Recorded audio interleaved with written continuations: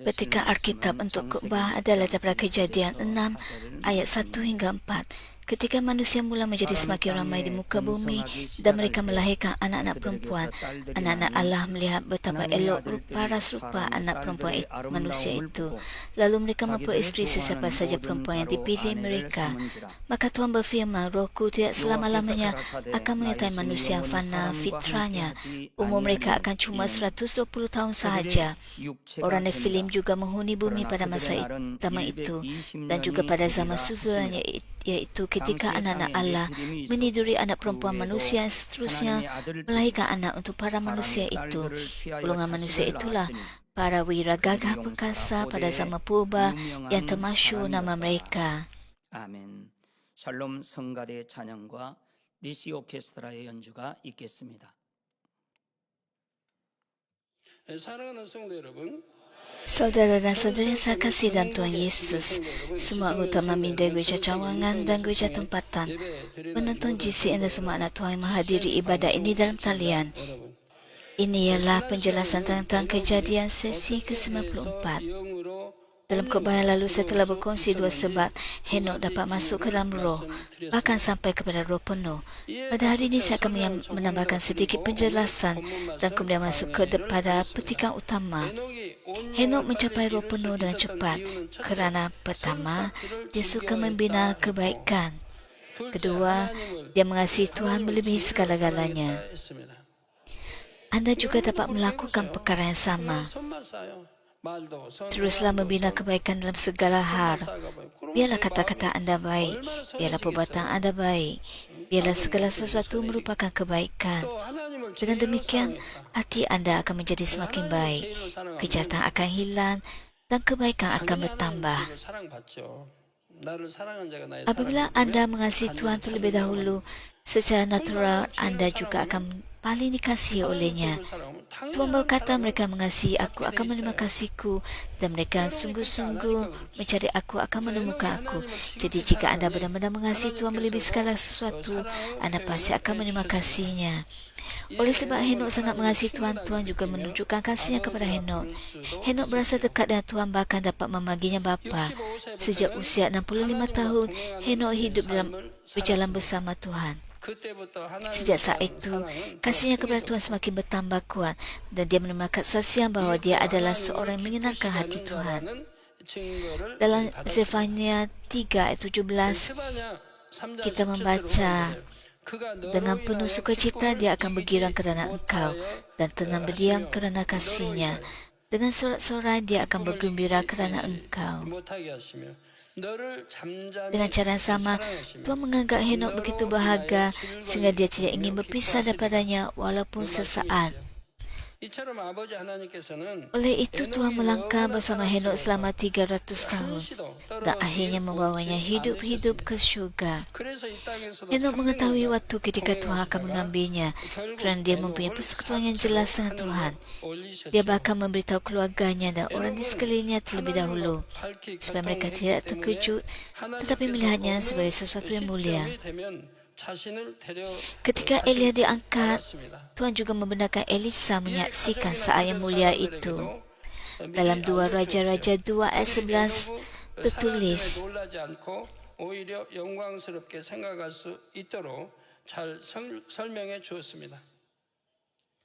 엘리야가 승천할 때에도 하나님께서는 sementara mereka berjalan terus dan berbicara, tiba-tiba muncullah sebuah rata berapi dengan kuda berapi memisahkan kedua-duanya.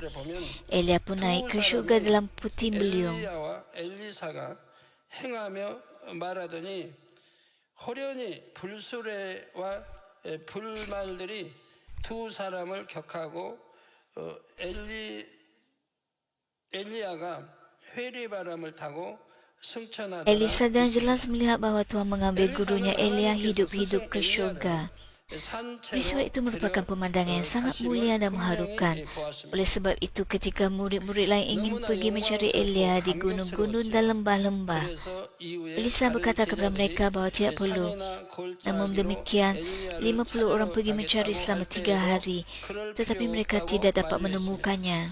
그럼에도 기어코 50명이 3일 동안 찾으러 다녔지만 Dengan cara yang 결국 sama 찾지 ketika 못했습니다. Henok diangkat, 이와 Tuhan 마찬가지로 membenarkan orang di 에녹이 sekelilingnya melihatnya 승천할 sebagai 때에도 sesuatu yang mulia. 주변 사람들이 Henok 그 dibawa 일을 dengan cepat melalui suatu 영광스럽게 laluan 여길 수 있게 cahaya. 해주셨습니다. Walaupun hal itu terjadi dalam sekelip mata, dia merasakan suasana dan emosi yang mendalam daripada peristiwa itu. 순간이었지만 그 속의 Walaupun 분위기와 ketika masih hidup di bumi, Henok sentiasa berbahagia kerana dia memikirkan bapa. Namun begitu ketika dia dipeluk dalam dakapan bapa, sukacitanya tidak dapat diungkapkan dengan kata-kata. Tuhan menyediakan sebuah rumah bagi Henok di syurga. Di tempat yang paling terlihat di dalam rumah itu, terdapat satu hiasan istimewa. 아버지 하나님께서는 천국에 에녹의 집을 마련해 주셨습니다. Pengakuan kasih Henok kepada Tuhan yang diukir dalam permata. Setiap huruf bersinar terang seperti batu permata. Pujian dipersembahkan oleh Henok di bumi kini disusun oleh Tuhan sendiri. Diselubungi cahaya dan keharuman serta mengalir dengan lembut seperti muzik di rumah syurgawinya. 또한 에녹이 이 땅에서 올렸던 찬양에 아버지께서 빛과 힘을 입혀 Apabila anda hidup di syurga, muzik akan tersebar dengan lembut di mana-mana. Ia juga akan dipenuhi oleh keharuman. Di bumi ini tiada kira berapa banyak wang yang anda belanjakan, anda tidak dapat mengalami perasaan seperti itu. Kedamaian, kemanisan dan sukacita.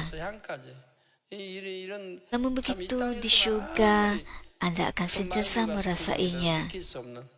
Semua itu melampaui imajinasi kita ketika masih di bumi. 평화로운 거.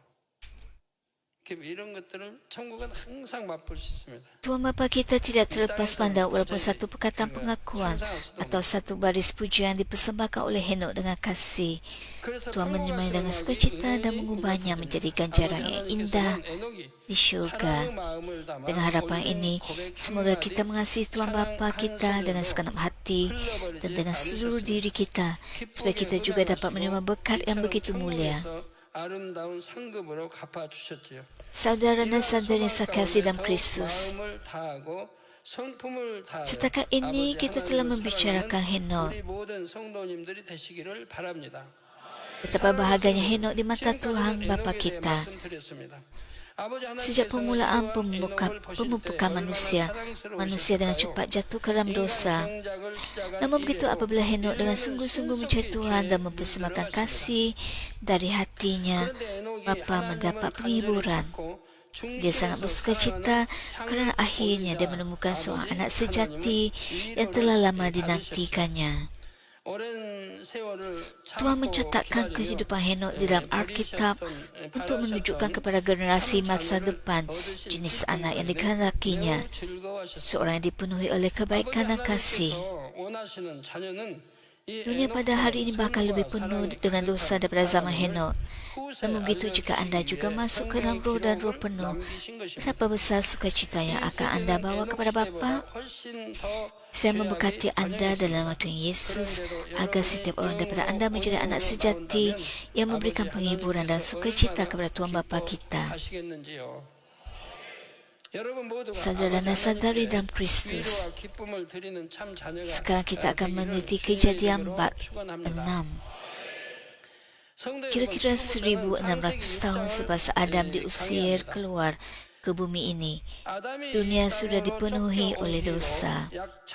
Oleh itu Tuhan memutuskan untuk menghakimi dunia melalui banjir dan memerintahkan Nuh untuk membina bahtera.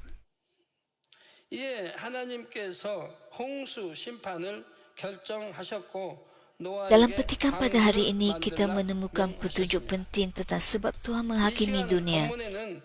Kita juga membaca tentang anak-anak Tuhan, Nephilim, dan para wiragagah perkasa pada zaman purba yang termasyhur nama mereka. Sesiapa sahaja membaca Alkitab secara natural akan tertanya-tanya, siapakah mereka ini?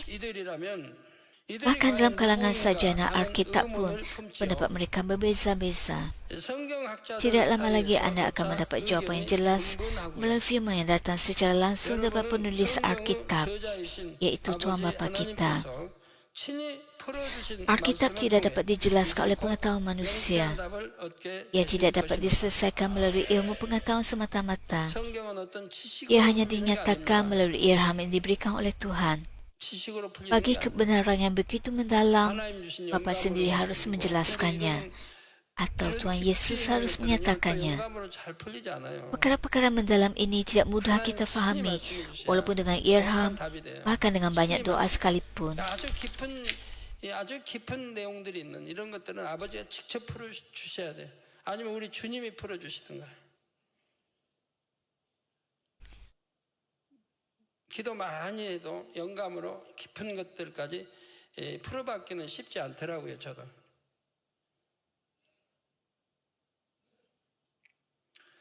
먼저 1절부터 상세히 Mula-mula 살펴보겠습니다. mari kita lihat dengan teliti ayat 1. Ketika manusia mula menjadi semakin ramai di muka bumi dan mereka melahirkan anak-anak perempuan. Fikirkan dengan teliti tentang perkara ini. Apabila manusia mulai bertambah banyak di bumi, anak-anak perempuan dilahirkan bagi mereka. Apakah maksudnya manusia mulai bertambah banyak? Secara harfiah, hari ini bermaksud bahawa banyak manusia mula tersebar di seluruh bumi. Dalam Kejadian bab 4, kita melihat bahawa Lamek, keturunan Kain, mengambil 2 orang isteri.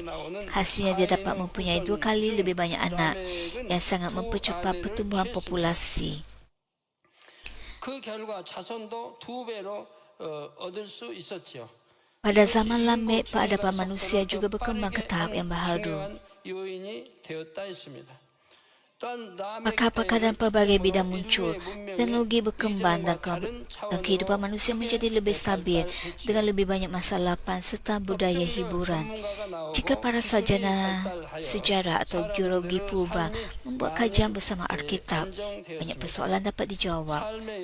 Namun begitu mereka mengabaikan penciptaan oleh Tuhan dan tidak pernah menerimanya. Mereka hanya bergantung kepada pengetahuan manusia dengan mendakwa bahawa puluhan ribu atau jutaan tahun. Namun begitu, adakah hal itu benar? Seiring peredaran waktu, teori-teori mereka sering terbukti adalah salah. Tarikh tidak sepadan, penemuan berubah dan apa yang dahulu dipuji sebagai sains yang hebat kemudian dibatalkan.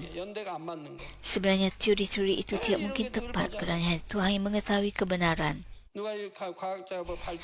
Penyelidikan manusia mungkin cuba untuk menyusun fakta-fakta, tapi hal itu tidak pernah menjadi kebenaran yang mutlak.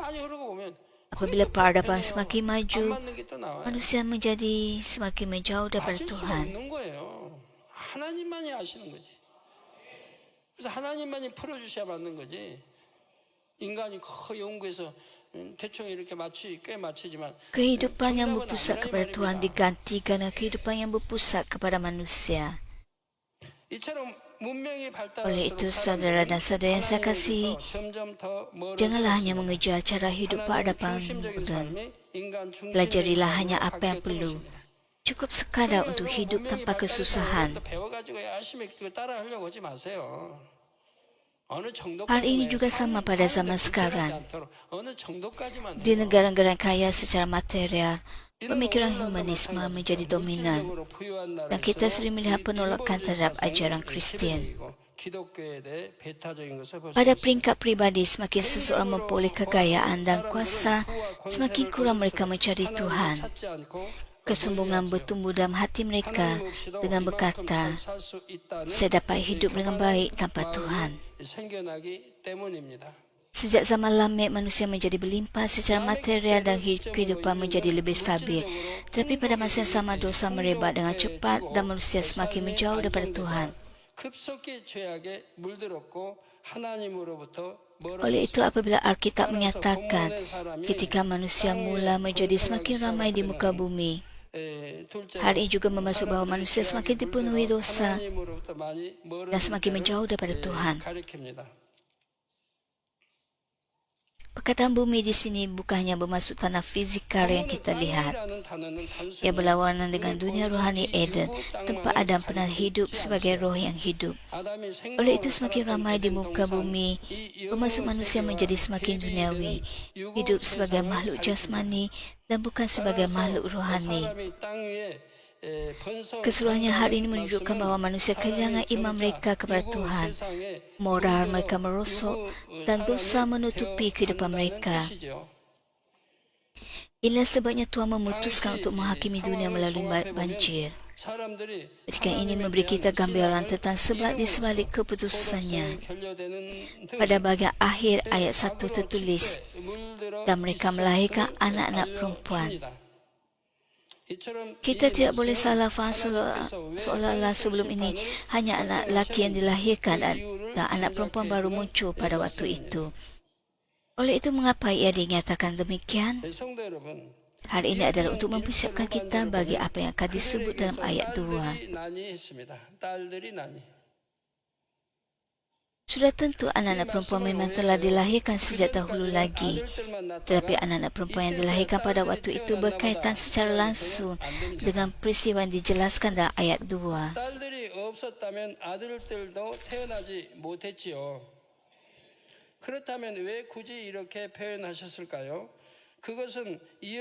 Sekarang mari kita meneliti ayat 2. Anak-anak Allah melihat betapa elok para serupa anak perempuan manusia itu. Lalu mereka memperistri siapa saja perempuan yang dipilih mereka. Dan dalam ayat 4 tertulis,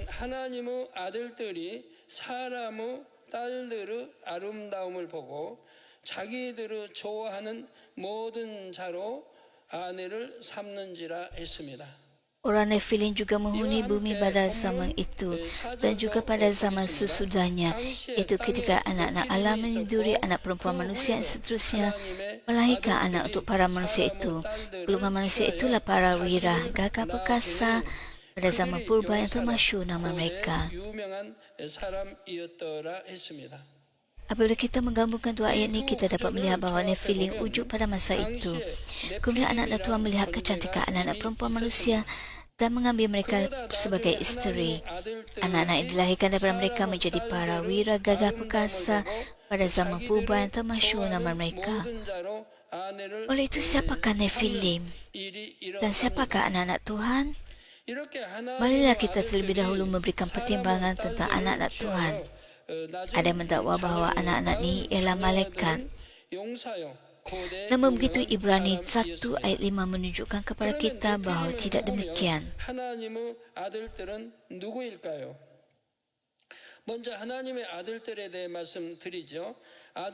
Kepada malaikat manakah Allah pernah berfirman, engkau anakku, pada hari ini aku menjadi bapamu,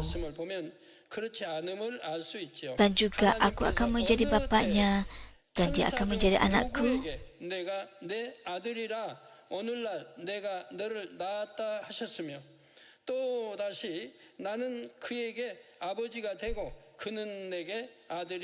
Alkitab tidak pernah memanggil malaikat sebagai anak. Jika malaikat ialah anak, maka Tuhan akan menjadi bapa mereka. Tapi Tuhan tidak pernah berfirman sedemikian. Namun begitu, sesetengah ahli teologi tetap berkeras dengan idea ini menggunakan pemikiran manusia. Tapi hal itu tidak masuk akal. Saudara dan saudari, adakah anda anak-anak Tuhan? Ya, anda ialah anak-anak Tuhan. Namun begitu, tidak semua orang demikian. Hanya orang mengasihi Tuhan, memelihara perintahnya dan hidup dalam cahaya yang benar-benar merupakan anak-anaknya. Orang seperti ini tidak bersifat badani, tetapi bersifat rohani. Namun begitu, orang yang tidak hidup demikian merupakan orang yang hidup menurut jasmani, berada di bawah pengaruh musuh, melakukan dosa dan kejahatan. Tuhan tidak memanggil mereka sebagai anak-anaknya. Walaupun dalam kalangan kita di sini ada banyak orang yang merupakan anak-anak Tuhan yang sejati, ada juga yang bukan. Mereka hidup hanya untuk kemuliaan Tuhan, sama ada makan, minum atau apa-apa sahaja yang dilakukan oleh mereka. Itulah maksudnya menjadi anak laki atau anak perempuan Tuhan.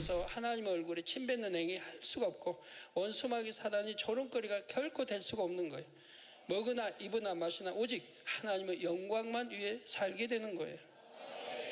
Sekali lagi, Ibrani 1 ayat 5 menyatakan bahawa perkara ini tidak pernah dikatakan kepada malaikat. Dalam Matius 22 ayat 30, Yesus berkata, pada hari kebangkitan mereka tidak berkahwin atau dikahwinkan. Mereka seperti malaikat di syurga.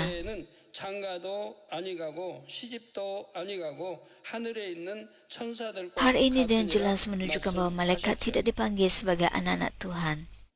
예, 천사들은 실장가 Hari ini kerana malaikat tidak berkahwin, dengan cara yang sama kita juga tidak akan berkahwin di syurga. Hari ini dengan jelas menunjukkan bahawa malaikat tidak berkahwin seperti manusia. Oleh itu, anak-anak Tuhan dalam perketikan Alkitab tidak mungkin merujuk kepada malaikat. Ada orang mungkin tertanya-tanya, jika tidak ada perkahwinan di syurga, apakah sukacita yang akan ada? Hal itu kerana mereka tidak memahami kehidupan di syurga. Di bumi ini, orang kaya, dihormati dan hidup dalam bahagia, akan sering memilih untuk tidak berkahwin atau membesarkan anak kerana mereka sudah berasa puas dengan kehidupan mereka. Maaf untuk berkata demikian, tapi hal ini memang benar. Dan ada orang menikmati kehidupan mereka tanpa berkahwin, muncul dalam berita atau dikenali ramai. Ada juga mendakwa bahawa anak-anak Tuhan ialah keturunan Set, iaitu garis keturunan yang meneruskan salah sila Adam. 다는 아니지만 뉴스에 나오는 거 봅니다. Namun begitu hujan ini tidak begitu meyakinkan kerana dalam Alkitab tidak ada satu pun bahagian menyatakan bahawa keturunan Set dipanggil sebagai anak-anak Tuhan. Oleh itu siapakah sebenarnya anak-anak Tuhan? Dalam petikan ini mereka ialah keturunan lelaki daripada Adam yang hidup di Taman Eden. Walaupun selepas Adam diusir keluar dari ke bumi ini, keturunan masih terus tinggal di Eden. Sebahagian daripada mereka dapat bergerak di antara Eden dan bumi. Sebahagian keturunan Adam juga pernah mengembara di sekitar Mesir dan Sungai Nil bersama Adam sebelum Adam melakukan dosa. 그들은 계속해서 에덴 동산에서 살았지요. 그들 중 일부는 에덴 Sebelum 동산과 Adam berdosa, dia meminta kedua-dua langit kedua tempat Eden berada dan langit pertama tempat bumi berada. 아담이 땅에 자주 내려와서 Dia dapat bergerak dengan bebas di antara Eden dan bumi. 피라미드에서 내려와서 정착해서 이렇게 둘러보고 했기 때문에 우선들도 그걸 안다 이 말이야. 다녀오고. 그래서 그대는 지구와 이렇게 오고 갈 수가 있었다 이 말입니다. Banyak anaknya juga pernah turun ke bumi bersamanya. Namun begitu selepas Adam berdosa, sekatan dikenakan terhadap perjalanan dari Eden ke bumi. Mereka memerlukan kebenaran daripada kerup yang menjaga pintu gerbang alam rohani. 자유롭게 오고 갈 수 있었지요. 그 당시 아담의 자손들 중에는 아담과 Akibatnya jauh lebih sedikit keturunan Adam yang dapat turun ke bumi berbanding dengan sebelumnya. 아담이 범죄한 후에는 에덴 동산에서 지구를 Ungkapan anak-anak Tuhan dalam petikan ini juga menunjukkan bahawa terdapat sekatan pada waktu itu. 아무나 다녀올 수도 없거니와 영계의 문을 관장하는 그룹의 허락을 받아야만 했지요. Anak-anak Tuhan ini yang dapat bergerak di antara Eden dan bumi secara terhad dapat dibahagikan kepada dua kumpulan. 이전과 비교할 때 매우 제한이 되었습니다. 본문의 하나님의 아들들이란 표현도 그 당시 제약 조건이 있었음을 나타내지요. 이처럼 제한적으로나마 Kumpulan pertama ialah orang yang mengikuti Adam turun ke bumi selepas dia diusir keluar dari Eden. 두 부류로 나뉩니다. Mereka menetap di bumi dan melihat kehidupan Adam. Walaupun Eden jauh lebih baik daripada bumi, tidak kekurangan apa-apa dan menawarkan kehidupan kekal, mereka mengagumi cara hidup Adam di dunia fizikal ini. Hal ini seperti pada masa ini, apabila sesetengah orang meninggalkan kemudahan di bandar untuk tinggal di kawasan desa. Mereka bercucuk tanam, bekerja di ladang dan menikmati gaya hidup luar bandar. Walaupun mereka dapat hidup dengan selesa di bandar, Mereka memilih desa kerana lebih menghargai cara hidup itu. Dengan cara yang sama, sebahagian keturunan Adam merindukan kehidupan di bumi, walaupun Eden adalah jauh lebih baik. 오늘날도 편의 시설이 가득한 도시를 떠나 전원 생활을 하는 이들이 있지 않습니까? Kumpulan pertama anak-anak tuan ini paling menghargai satu perkara. 풀도 베고 하면서 Mereka mahu hidup bersama Adam dan Hawa yang dikasihi oleh mereka. 또 문명 혜택을 받지 못한다 해도 자신이 더 중요하게 여기는 삶의 가치를 따라 전원의 삶을 선택해 살아가는 것입니다.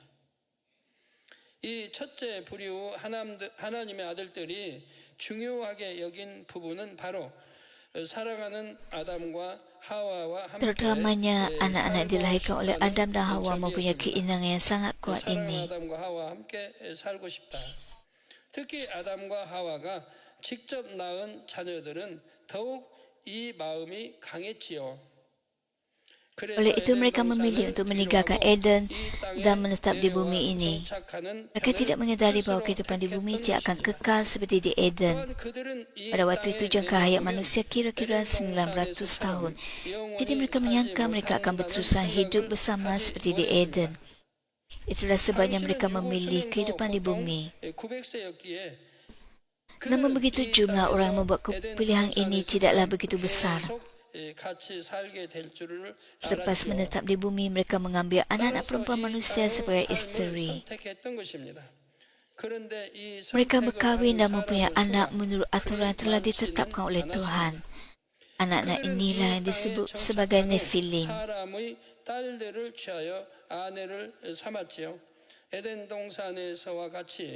Kumpulan kedua anak-anak Tuhan ialah orang melihat kecantikan anak-anak perempuan manusia, lalu mengambil mereka sebagai isteri. Anak-anak yang lahir daripada mereka menjadi para wira gagah perkasa pada zaman purba yang termasyhur nama mereka. Sekarang saya akan memberikan penjelasan lebih lanjut tentang cara lelaki dari Eden mula mengambil isteri dari bumi ini. Selepas Adam diusir keluar dari Eden, ada sebahagian menjadi ingin tahu tentang keadaan bumi. Berita tentang Adam tersebar di seluruh Eden. Berita bahawa Adam, nenek moyang pertama mereka, telah diusir keluar merupakan berita yang sangat mengejutkan, terutama bagi keturunannya yang terdekat.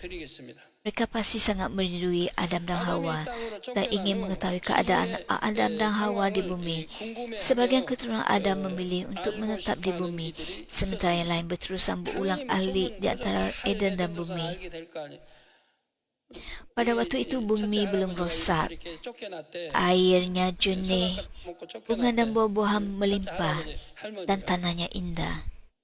또 구우선도 많이 바로 직계 우선도 많이 있을 때 그들은 우리 아버지 어머니가 이렇게 해서 쫓겨나서 지금 지구에 가서 저기 산대. 그럼 얼마나 보고 싶겠어요. 그립고 궁금하고. Orang yang menetap secara kekal di bumi, iaitu kumpulan pertama, tidak menimbulkan masalah. Namun begitu, orang yang berterusan berulang alik mula menimbulkan masalah. Mereka mula dipengaruhi oleh sifat badani.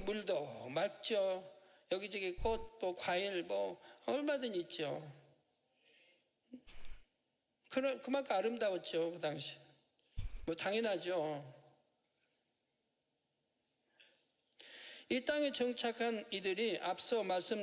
Apabila jumlah penduduk di bumi semakin bertambah, dosa juga merebak dengan cepat. 그들이 육에 물들기 시작했던 것입니다. 이 땅의 사람들이 번성하면서 죄악도 급속히 퍼져나갔지요. Apabila lelaki dari Eden turun dan berinteraksi dengan manusia di bumi, mereka secara beransur-ansur tercemar oleh sifat badani. Kitab suci menyatakan 하나님은 Anak-anak Allah melihat betapa elok paras rupa anak perempuan manusia itu. 보았다는 말씀을 Ayat ini menerangkan bahawa laki dari Eden mempunyai keinginan mata. Orang di Eden ialah roh yang hidup, bukan roh yang telah disempurnakan. Hal ini bermaksud bahawa mereka boleh berubah, mereka boleh jatuh, dan mereka boleh mengkhianati. 배신할 수도 있고 Jika mereka memilih untuk menerima sifat badani, maka sifat badani boleh masuk ke dalam diri mereka. Mereka mempunyai kehendak bebas. Dengan pilihan mereka sendiri, mereka menjadi rosak olehnya. 자유의지가 있었습니다. 이 자유의지에 따라 스스로 육을 취하면 Semasa tinggal di Eden, anak-anak Tuhan sentiasa dilindungi dalam cahaya. Walaupun mereka mempunyai kehendak bebas, mereka tidak memilih sifat badani. Namun begitu apabila mereka mula berulang alik ke bumi, mereka sering bertemu dengan manusia badani. Secara beransur-ansur melalui kehendak bebas mereka, mereka menerima keinginan mata. Kemudian roh yang hidup ini juga mula diisi oleh keinginan badani. Akhirnya mereka mengikuti hawa nafsu mereka dan mengambil anak-anak perempuan manusia sebagai isteri. Bukan hanya seorang atau dua orang, tetapi sesiapa saja perempuan yang dipilih mereka. Sesetengah orang mungkin tertanya-tanya, jika wanita di Eden tentunya lebih cantik, kenapa mereka menginginkan wanita di bumi?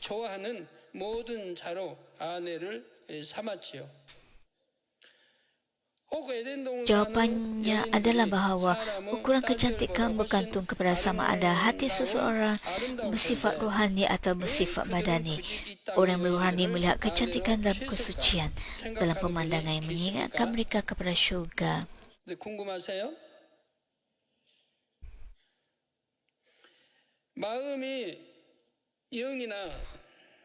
Perkara-perkara seperti itu membawa sukacita dan damai.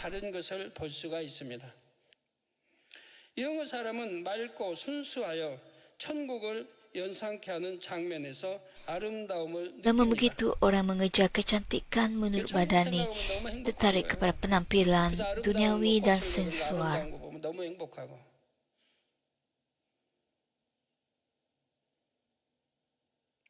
반면 유구 아름다움을 추구하는 사람들은 대체로 정욕적이고 세상적인 느낌이 들 때 세련되고 멋있다 여기지요. Mereka melihat perkara seperti itu sebagai bergaya atau menarik. 어떤 사람들은 어둡고 칙칙한 Sebagai contoh dalam sulitkan, bahkan ada orang yang lebih menyukai warna gelap dan tebar pada mata atau bibir. Hal ini mencerminkan rasa kecantikan duniawi, bukan kecantikan syurgawi. Oleh itu, ukuran kecantikan sangat berbeza antara sudut pandangan rohani dan pandangan badani. 육에 보는 관점, 영에 보는 관점이 다른 거예요. 미의 기준도 다르고. Oleh itu, ukuran kecantikan sangat berbeza antara sudut pandangan rohani dan pandangan badani. 육에 물들기 전에는 Sebelum mereka menjadi rosak, anak-anak Tuhan secara natural melihat wanita di Eden sebagai lebih cantik kerana mereka mengekalkan kecantikan asal yang diberikan oleh Tuhan. Pada mulanya, wanita di bumi kelihatan asing bagi mereka. Mereka menghiasi diri secara berlebihan. Namun begitu setelah mereka tercemar oleh sifat badani, mereka mula melihat wanita duniawi yang sensual di bumi sebagai menarik. Akhirnya mereka mengikut hawa nafsu mereka dan mengambil sesiapa saja yang diinginkan oleh mereka sebagai isteri. Tingkah laku ini mengganggu aturan rohani dan juga aturan dunia jasmani, sehingga membawa kekacauan yang sangat besar. Walaupun mereka mengambil isteri dari kalangan anak-anak perempuan manusia, mereka masih berterusan berulang alik ke Eden. Namun begitu bagi mereka yang telah tercemar oleh sifat badani, untuk tinggal di Eden merupakan pelanggaran terhadap aturan rohani. Tingkah laku tidak bermuara mereka dan cepat tersebar dalam kalangan manusia di bumi. Bagi orang yang hidup di bumi, laki dari Eden kelihatan hampir seperti dewa. Mereka tampan, penuh hikmat dan pengetahuan, jauh lebih unggul daripada lelaki di bumi. Tubuh mereka seimbang dengan sempurna tanpa cacat. 이들의 문란한 행동은 금세 이 땅의 사람들에게도 전염이 됐지요. Oleh itu, apabila mereka turun ke bumi dan dengan bebas mengambil isteri, manusia di bumi dan mudah mengikut teladan mereka. 이 땅의 사람들보다 훨씬 뛰어났기 때문에 Akibatnya kehidupan penuh hawa nafsu dan cepat merebak ke seluruh bumi. 그 균형이 흐트러짐이 없어요. 에덴동 사람들. 그런 그들이 이 땅에 내려와서 자신들이 원하는 대로 여인을 취하자 이 땅의 사람들도 쉽게 쫓을 수 있었던 것입니다. 결과적으로 이 Ada yang 땅에는 mungkin bertanya mengapa Tuhan tidak menutup sahaja laluan di antara Eden dan bumi supaya semua ini tidak berlaku. Namun begitu Tuhan kita telah mempercayakan proses pemumpukan manusia kepada kehendak bebas. Dia tidak memaksa atau mengawal manusia bertentangan dengan kehendak mereka. Pintu gerbang alam rohani dibiarkan terbuka sebahagiannya demi Adam dan keturunannya, bagi Adam yang merindukan Eden dan bagi keturunan di Eden yang ingin melihat nenek moyang mereka. Namun begitu, sebagian daripada mereka melalui kehendak bebas mereka memilih sifat badani. 영계의 문을 제한적으로나마 열어두신 것도 아담과 그의 후손들을 위해서였습니다. Hal ini membawa kekacauan antara dunia rohani dan dunia fizikal. 또한 시조인 아담을 보고 싶어할 에덴 동산 후손들을 위한 하나님의 배려였던 것입니다. 그런데 그들 중 일부가 자유의지 가운데 육을 취했고 영육 간의 질서를 어지럽히는 결과를 낳았죠. 또 마쳐야 되겠네요. 기도하시겠습니다.